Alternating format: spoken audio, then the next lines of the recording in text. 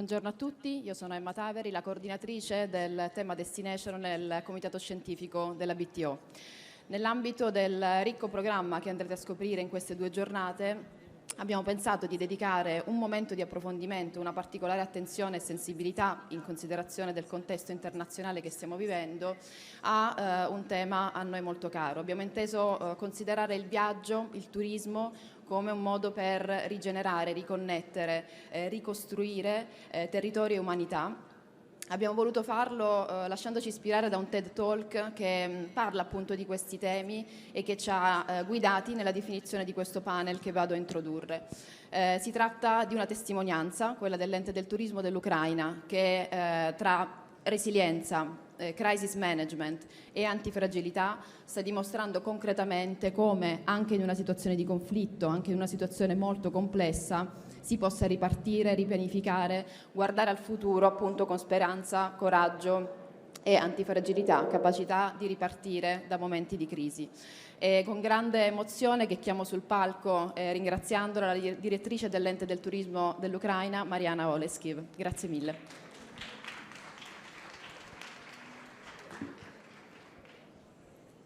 Cara Mariana, benvenuta, welcome. Thank you, grazie. It was, as you know, it was a great pleasure to interact with you, starting from the Skift Forum, where we saw your panel discussion about your very emotional and inspirational panel discussion about the strategy of the future of tourism in Ukraine. And in these last months, we started analyzing interviews, and you participated at events, sharing how you're going to rebuild tourism. You have a strategy, and this is very inspiring, very important. And you also launched a campaign. You are starting to create connections with airports, with countries in which you target future visitors of Ukraine. And analyzing data, you also have tourism right now. It's all obviously a different kind of tourism, but it was very interesting to see how a country like yours, a tourism body like yours, is coping with this crisis, with this conflict, and is starting to build the future strategy. In particular, you were launching a campaign in which you say that travel is normal. I give you the word. Thank you very much for being here with us. Grazie.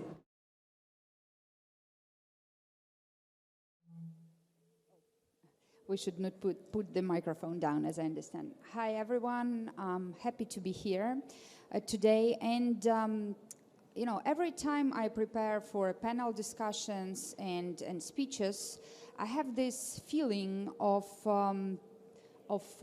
very strange feeling that from one side, we are living now in the era of artificial intelligence, of innovations, of complete changing of the world. But on the other hand, we have human, not artificial intelligence that collectively chooses to destroy and kill and take lives of our other humans. But here I will talk about the inspirational, you know, how to inspire ourselves despite all the crisis situations, besides all the things that take place around us, to talk about tourism and how to restart it, how to keep it working despite, you know, facing the reality we are living in, having our friends dying and having so much being destroyed around us. So in Ukraine, we first, we decided when our president was elected, tourism should become one of the industries that can help our economy to become greater, and it's a big opportunity. So we worked, of course, with our traditional markets, and when I took my role as a chair of the State Agency for Tourism Development, it was a week before pandemic, so I had big plans for European and American market, but back then I couldn't know that I would need to deal not only with COVID crisis, but also with the war. But I guess that's my luck at this point, and we've decided to look for new opportunities for the new markets, we reliberated visa regime for Gulf countries and work with Saudi market, so bringing 56,000 of Saudi's tourists and who spent around $100 million in Ukraine during the first summer. Then we had big plans for 2022 to at least triple the Saudi markets, to work with European and American markets that were recovering and where the restrictions of COVID were lowering. And unfortunately, we faced the huge challenge, I can tell it this way, we never expected. And one day we woke up with the war going on. And our industry was one of those who didn't know what's tomorrow. But they all, brought themselves together and started working in hosting refugees, in organizing food delivery to the areas that that didn't have maybe much water or possibilities, or possibilities to cook anything. And unfortunately, there was a huge damage to our country. So it's around 40,000 billion of damage to Ukraine that needs to be recovered. So a lot of territories are being mined, and the demining efforts that are taken by Ukrainian authorities with the help of our international partners, this is a huge job we are doing every single day. And still in Kyiv region that was liberated 1.5 years ago, there are still being mines found there. So the losses of economy are also very big. We talk about sustainable tourism, we talk about how to preserve our ecology. At the same time, we have this huge damage that is now in Ukraine done to the ecology, not only of our country, but of course the pollutions will face everyone, I guess. 20% of our territory is being occupied, and everything started in Crimea with the occupation of this beautiful peninsula that was our tourism pearl, and south of Ukraine that we were working on becoming another top 1 tourism destination is also now occupied, and again damages to its ecology and tourism sites are huge. So around 600 cultural heritage sites are destroyed. Only by UNESCO officially there's 274 counted cultural heritage sites that are destroyed or damaged. And this part of Ukraine, as I said, was one of the most visited. So we had the survey in 2021, and most of Ukrainians were choosing this destination. And when we worked on the plan to attract investment and develop tourism routes, the route from Izmail, that is one of the ports that is now highly shelled by Russians, to Genichesk, that is in Kherson region occupied town, was planned to become a very attractive tourism route in Ukraine. And now within the Crimean platform, the initiative of the president, we work on making that route in the future, of course, to Yalta, because we believe that everything started in Crimea, this war started there, and it needs to end with liberation of Crimean Peninsula.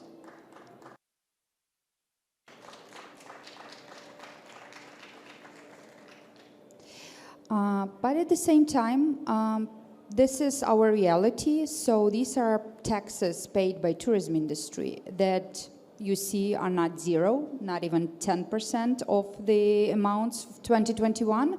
And actually for the 9 months of this year, they almost reached the numbers of 2021, which was pretty good year for tourism because of, again, domestic tourism and Saudi Arabian market.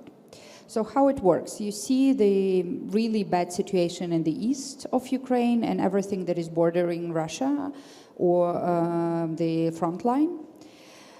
But around 45% of Ukrainians choose to travel within their country by the survey we conducted in 2023, this year. And around 23% of those people didn't change their attitude to travel at all. And around 21 travel because they understand that this way they will need to support the economy. And how it happens that Ukrainians actually choose their own country, and Ukrainian people become our agent, tourism agent of State Agency for Tourism Development. We work with them through media, TV, and also influencers for them to become promoters, as I said. So the travel is normal, that to restore your mental health, you need to go to other safer areas. And here at the pictures you can see some of the western part of Ukraine, is Lviv and Carpathian Mountains that are now #1 tourism destination. In summertime it's very difficult to book a good hotel. And also in wintertime there's skiing there, and people choose to go to stay with their families in safer environment with less of air raids rents, and they choose it again in Ukraine because we have many nice destinations. A lot of new hotels opened this year and new investments are being planned, so we work with our partners around the country to promote investing in Ukraine. And it's a good thing that, you know, we all believe that that in our victory and in our bright future. Central part of Ukraine is another very, very interesting tourism destination. These are beautiful sites of some of the ancient civilizations that were 8,000 years before Christ. And this is closer to Kyiv in central part of Ukraine, and people again choose traveling there. Unfortunately, we also have sites like these. Some of them are already renewed and rebuilt in Kyiv region, and this is very, you can Google the Vokzalna street in Bucha. Probably you remember the picture of the tanks destroyed on one street. Now it's completely rebuilt and you would never recognize it from the pictures. Everything looks nice and beautiful. But we understand that a lot of people, after the war is over, will be interested in this war's history. And we don't want people to visit Ukraine because as a dark tourism destination, as a war destination. But at the same time, we understand that there will be such interest. So from our side as a government, we work on the commemorative routes to tell more the history of the war, not to have it as a fun or some kind of not proper understanding of people's sorrow at these sites, because people that had their houses destroyed or their loved ones killed, they don't want tourists to go there and see and take pictures around just for fun. But we talk with local communities that we need to tell the story. We need to build memorial sites, and there are a couple of them planned. One is on the bridge that probably, again, you've seen in the New York Times newspaper and many other world media, where the soldier was bringing a child through this bridge. There will be a memorial in that place, and another bridge is already built close to the other one. So for the post-war, we understand that we need to become tourism destination, maybe at least for the first year, that every European wants to visit. Every person that was supporting Ukraine wants to see and meet Ukrainians, and we want to thank people when they visit our country. And for this, it's a long-term strategy, but every one of you can join it and help these efforts to become real. Because, as I said, Ukraine is beautiful. We have many sites, and we would need promo, and we would need your help to bring your tourists to tell about Ukraine, to come and visit, to buy a ticket. And again, Ukrainians should become one of these promoters. They need to invite people who hosted them for the first months of war, who were helping them, because we know the connections made worldwide now is something that is most important. So Ukrainians that travel now, they will become, in Ukraine, they will become the ambassadors. And people we try together and put together in the efforts to rebuild Ukrainian tourism are the ones that will be our partners and supporters for this first year. We're working on the campaign after the war, what messages we need to bring, and we have a couple of partners, marketing agencies that are willing to help us to do this. And also we work on investment plans to invest in rebuilding our economy. Again, we don't know how and when it will be over, but our enemy wants, first of all, that our life would be miserable and we will not live our normal life. And despite that, we all want to keep living it. So we travel, we go to cafes, we go to restaurants, we visit cultural sites, opera theaters. This all keeps working for us to say that, we are there, we live, and we fight and we live. And this is something that is important, to bring people together in the effort to support each other. And this is, I think, a superpower of Ukrainians, probably. So before I finish, I wanted to also show you short videos. They are a little bit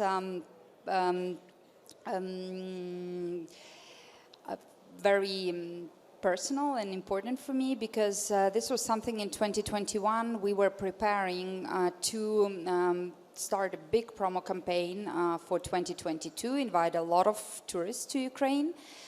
We recorded and made a lot of videos. Most of them were actually filmed just 2 months before Russian invasion. And unfortunately, our plans are put on pause, but not stopped. So we called this campaign now Campaign Waiting to Happen, and applied for awards, for Media Award, TV Awards, and won a Silver Dolphin at Cannes Corporate and Media Awards. And I hope that the time to launch this video will come sooner than later, but now I want you to see them. If you could please turn on the video. Thank you.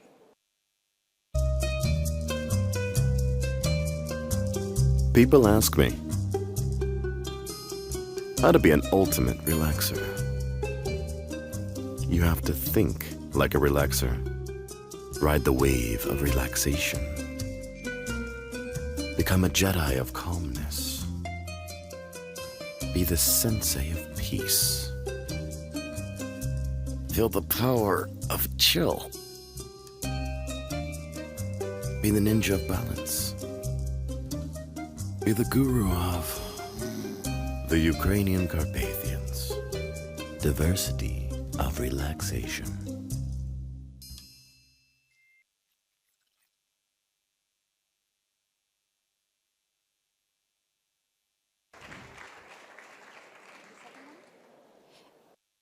Yeah, and one more is the Kyiv. We wanted to show in a little bit different way. How was your weekend in Kyiv? Normally people see it.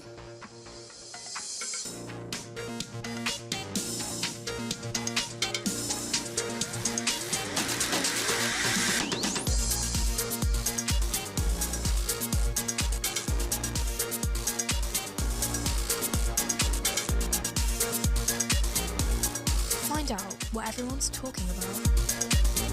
Kyiv, diversity of experiences.